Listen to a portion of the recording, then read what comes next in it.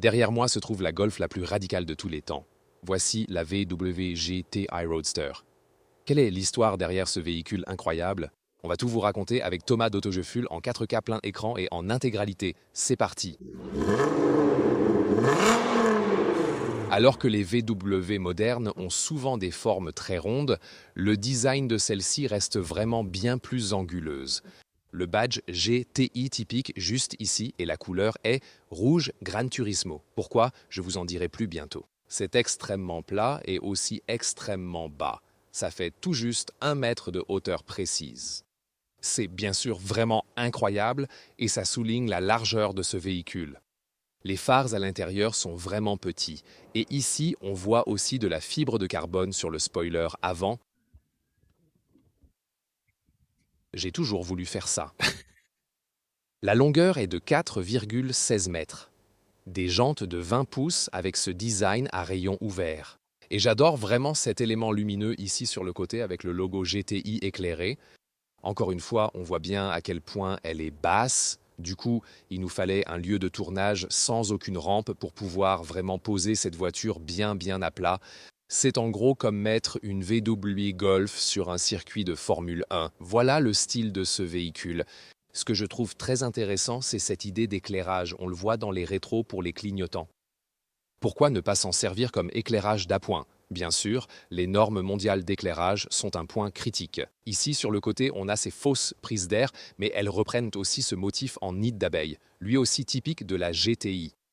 Eh bien, on n'a pas besoin de refroidissement ici car le moteur est à l'avant. Impossible d'ouvrir le capot ici, mais je peux vous dire que c'est un V6 de 3,0 litres de 500 chevaux, 3,6 secondes pour le 0 à 100 km/h. Ouais, la voiture nous salue aussi. Elle a une transmission intégrale et une boîte à double embrayage à 7 rapports. Alors, quand il pleut dehors, aucun problème. On peut vraiment s'abriter en toute sécurité sous cet énorme aileron arrière.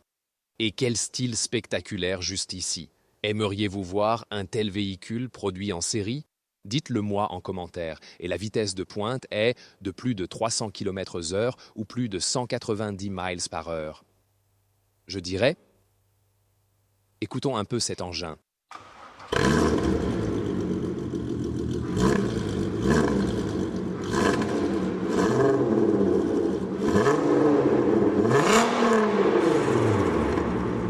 Waouh, je ne m'attendais pas à ça.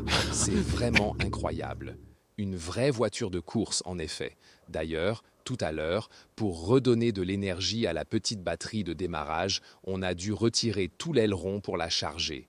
Regardez-moi cette arrière, à une époque où on privilégie surtout le côté pratique et des trucs qui ne sont peut-être pas si amusants. VW voulait aussi offrir un design vraiment brutal. Vous en pensez quoi? Dites-le moi en commentaire. Regardez aussi cet énorme diffuseur en bas, encore une fois avec une belle accentuation LED. Maintenant, les portes. Appuyez ici, tirez un peu vers vous et vous pouvez les ouvrir comme ça. Waouh, super cool ces vérins à gaz, et c'est ainsi qu'on les referme. Et là, vous pouvez voir le volant. Ouais, on a vu ça récemment avec le yoke de Tesla, par exemple, ou aussi le nouveau système steer-by-wire de Lexus. C'est en gros un volant de course de Formule 1, et tout est recouvert d'Alcantara ainsi que de Dinamica. Donc les deux entreprises de microfibre. Ce sont de vraies ceintures de course ici, par exemple, pour que vous soyez vraiment bien attaché. La question est de savoir s'il reste du confort. On a un mème ici, Thomas sur le siège arrière, quand je me faufile dans les petits recoins d'une banquette. Mais c'est peut-être un mème en devenir Thomas sur le siège avant. Je ne sais pas si vous voyez ces commentaires. Waouh, enfin! C'est pas inconfortable. On est calé, la microfibre est douce. Et waouh, quelle sensation! Bien sûr, il faudrait porter un casque, en gros, parce que ce pare-brise n'est pas super efficace, disons comme ça. Rouler à 300 km/h, 190 miles par heure, bonne prise ici sur le volant, palette de changement de vitesse cool, bouton start-stop là, et on peut changer les modes de conduite au volant. Ça y est, je suis bien attaché. Dans notre dernière vidéo sur le GLC coupé, quelqu'un a remarqué que j'avais la ceinture plutôt vers le coude et pas vraiment sur l'épaule. Je m'en étais pas rendu compte, mais je sais que vous voyez chaque détail, alors forcément, c'est pour ça que je ne peux rien vous cacher. J'ai vraiment hâte d'essayer ça sur la piste. Et quelle est l'histoire derrière ce véhicule? Récemment, on vous a présenté la Phaeton D2, ou la Phaeton comme on dit en Allemagne. C'était la berline de luxe qui était prévue, mais le projet a finalement été annulé. Et vous avez vraiment adoré ce projet et beaucoup d'entre vous auraient d'ailleurs souhaité que VW le réalise. Et le plus drôle, c'est que la Phaeton D2 et celle-ci, la Golf GTI Roadster, sont liées.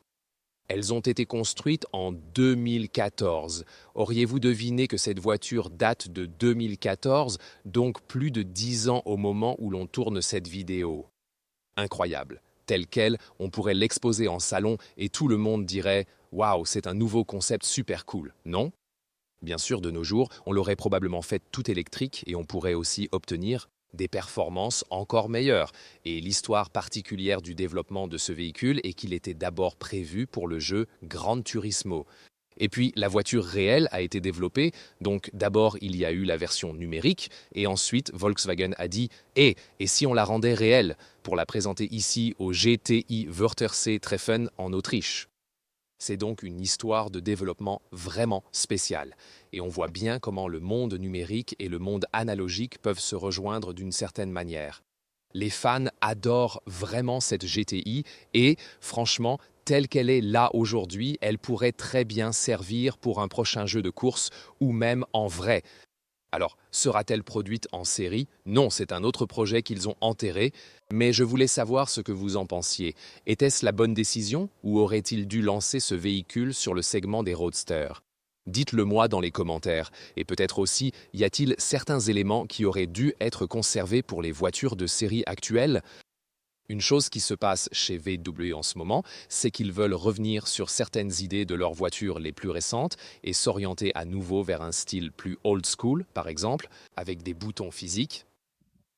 En arrêtant les jantes aéro, ils veulent devenir un peu plus anguleux, plus allemands et revenir davantage aux sources. Et bien sûr, nous suivrons ce développement pour vous, par exemple aussi avec leurs tout nouveaux véhicules électriques qui arriveront très bientôt.